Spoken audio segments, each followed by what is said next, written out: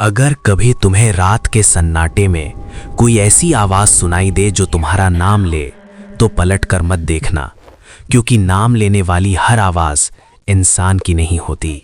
रात के ठीक 2:17 पर रेलवे ट्रैक के पास वाले फोन बूथ से पुलिस को एक कॉल आई। आवाज कांप रही थी। साहब, वीरानगढ़ में आज फिर किसी ने जवाब दे दिया। फोन कट गया।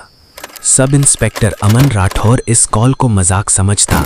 अगर पिछले 3 महीनों में ऐसी 11 कॉल ना आ चुकी होती, हर बार वही लाइन, वीरानगढ़ में आज फिर किसी ने जवाब दे दिया, और हर बार अगले दिन एक लाश मिलती। कोई जख्म नहीं, कोई खून नहीं, चेहरे पर ऐसा डर जैसे मरने से पहले कुछ देखा हो। वीरानगढ़ राजस्थान के रेगिस्तान के बीच बसा एक छोड़ा हुआ कस्बा।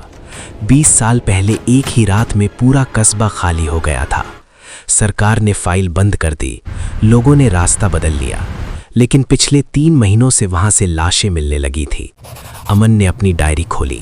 लाश नंबर 11, नाम मोहनलाल, 35, मौत का समय रात 2:30 बजे, मौत का कारण अज्ञात, आंखें खुली हुई, मुंह आधा खुला, जैसे कुछ कहना चाहता हो। अमन ने तय किया कि आज वो खुद वीरानगढ़ जाएगा, अकेला। रात 11 बजे उसकी जीप वीरानगढ़ के बोर्ड के सामने रुकी। वीरानगढ़, आबादी 0। नीचे किसी ने काले रंग से लिखा था, जो सुने वो यहीं रह जाता है। अमन मुस्कुराया, अंधविश्वास। लेकिन जैसे ही उसने जीप बंद की, उसे लगा किसी ने पीछे से कहा, अमन। वो चौंका, पीछे देखा, कोई नहीं था। उसने रिकॉर्डर ऑन किया। डायरी एंट्री, समय 11:14, मैं वीरानगढ़ में प्रवेश कर रहा हूँ। गली में कदम रखते ही उसे अजीब बात दिखी। हर घर का दरवाज़ा अंदर से बंद था, लेकिन खिड़कियाँ खुली थीं, जैसे सब भागे हों पर देखने के लिए कुछ छोड़ गए हों। उसे रोने की आवाज़ सुनाई दी।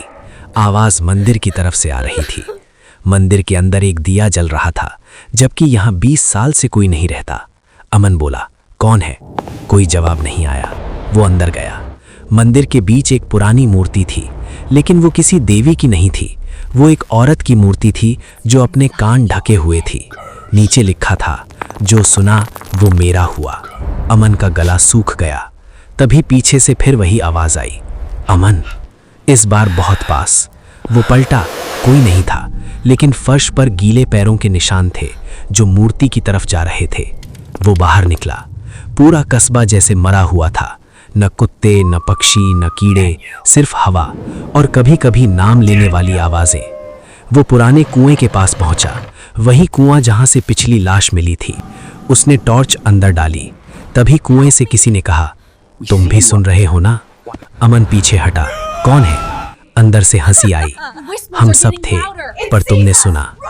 उसे लगा कुएं में कई आवाजें हैं, औरतें, बच्चे, बूढ़े, सब एक साथ। उसने रेडियो पर कहा, कंट्रोल, यहाँ कुछ गड़बड़ है। रेडियो में सिर्फ खरखराहट हुई। फिर एक औरत की आवाज आई, अमन, तुम्हारी माँ भी यहीं है। अमन के हाथ कांप गए। मेरी माँ 10 साल पहले मर चुकी है। आवाज बोली, तो फिर ये आवाज किसकी है? अचानक पूरा कस्बा सरसराने लगा। हर घर से फुसफुसाहट आई, सुनो सुनो। अमन भागा मंदिर की तरफ, लेकिन मंदिर का दरवाजा बंद था। अंदर से खटखटाहट हो रही थी। दीवार पर जैसे अपने आप लिखा उभर आया, हर 12 साल में कोई एक सुनने वाला चाहिए। अमन बुदबुदाया, सुनने वाला? तभी अंदर से एक औरत की चीख आई, हमने सुना था, हम सब ने सुना था। दरवाजा अपने आप खुल गया। अंदर कई परछाइयां थी, लेकिन किसी का चेहरा नहीं था, सिर्फ कान, बहुत बड़े, असामान्य। बीच में एक लड़की खड़ी थी, लगभग 20 साल की, सफेद कपड़ों में। उसने कहा, 20 साल पहले हमने उस आवाज का जवाब दिया था। अमन बोला, किस आवाज का? लड़की ने ऊपर की तरफ इशारा किया, जो नाम लेकर बुलाती है। हमने सोचा कोई इंसान है, पर वो कुएं के नीचे से आती थी। जिसने जवाब दिया वो यहीं रह गया। अमन ने पूछा, तो बाहर मिलने वाली लाशें? लड़की मुस्कुराई, जो बाहर भागने की कोशिश करते हैं वो खामोशी में मर जाते हैं। अमन पीछे हटा, तुम जिंदा हो?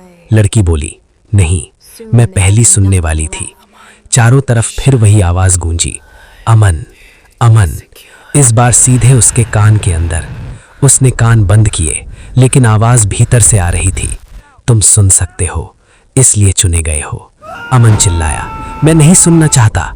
आवाज हंसी, जो सुन सकता है वो बच नहीं सकता। मंदिर की दीवारें टूटने लगी, कुएं से काला पानी बाहर आने लगा, उसमें चेहरे बन रहे थे।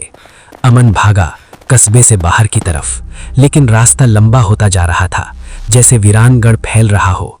पीछे से लाखों आवाजें, अमन अमन। अचानक सब चुप हो गया। उसके सामने एक बोर्ड था, वीरानगढ़ आबादी 1। उसने पीछे देखा, कस्बा गायब था, सिर्फ रेत बची थी। उसका फोन बजा। सर आप कहाँ हैं? अमन बोला, मैं बाहर आ गया हूँ। उधर कुछ देर चुप्पी रही, फिर आवाज आई, सर वीरानगढ़ तो 20 साल से मैप से हट चुका है। अमन का खून जम गया। तो मैं कहाँ था? फोन में एक दूसरी आवाज घुसाई, धीमी और पहचानी हुई, अमन अब तुमने सुन लिया है। फोन कट गया। अमन ने धीरे से अपने कानों पर हाथ रखा। उसे लगा अंदर कुछ फुसफुसा रहा है। उसने अपनी डायरी खोली और लिखा, अगर ये कोई पढ़े तो वीरानगढ़ मत जाना, क्योंकि असली सवाल ये नहीं है कि वहां कौन बुलाता है। इसके बाद के पन्ने फटे हुए थे। अगले दिन रेलवे ट्रैक के पास एक लाश मिली, नाम अमन राठौर। आंखें खुली हुई, मुंह आधा खुला, जैसे कुछ सुन रहा हो।